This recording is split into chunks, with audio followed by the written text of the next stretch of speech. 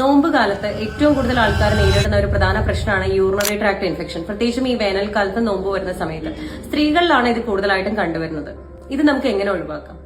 ഇത് ഒഴിവാക്കാനായിട്ട് കുറച്ച് കാര്യങ്ങളൊന്ന് ശ്രദ്ധിച്ചാൽ മതി. ഒന്നാമത്തേതായിട്ട് നോൺ ഫാസ്റ്റിംഗ് അവേഴ്സിൽ 2 to 3 ലിറ്റർ വെള്ളം നിർബന്ധമായിട്ടും കുടിക്കുക.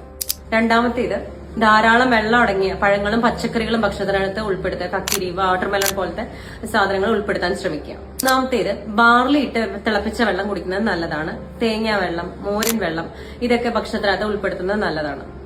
യൂറിനറി ട്രാക്ട് ഇൻഫെക്ഷൻ വന്ന മൂത്രത്തിൽ പഴുപ്പുള്ള ആൾക്കാരാണെന്നുണ്ടെങ്കിൽ നമ്മൾ ബാർലി വെള്ളത്തിനകത്ത് ജീരകം പൊടിച്ചിടാം, അല്ലെങ്കിൽ ഇളനീര് വെള്ളത്തിനകത്ത് ജീരകം പൊടിച്ചിട്ട് കുടിക്കുന്നതൊക്കെ വളരെ നല്ലതാണ്.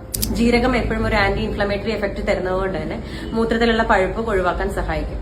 നാലാമത്തേതായിട്ട് കാർബണേറ്റഡ് ഡ്രിങ്ക്സ്, കഫീൻ അടങ്ങിയ ചായ, കാപ്പി ഇതിന്റെയൊക്കെ ഉപയോഗം ഒന്ന് കുറയ്ക്കുക. അഞ്ചാമത്തേതായിട്ട് അമിതമായ പഞ്ചസാര കലർന്ന ജ്യൂസുകൾ, മധുരപാനീയങ്ങളൊക്കെ ഒഴിവാക്കുക. കൂടുതൽ അറിവുകൾക്കായി പേജ് ഫോളോ ചെയ്യൂ. നിങ്ങളുടെ നിർദ്ദേശങ്ങളും അഭിപ്രായങ്ങളും താഴെ കമന്റായി രേഖപ്പെടുത്തൂ. നന്ദി, നമസ്കാരം.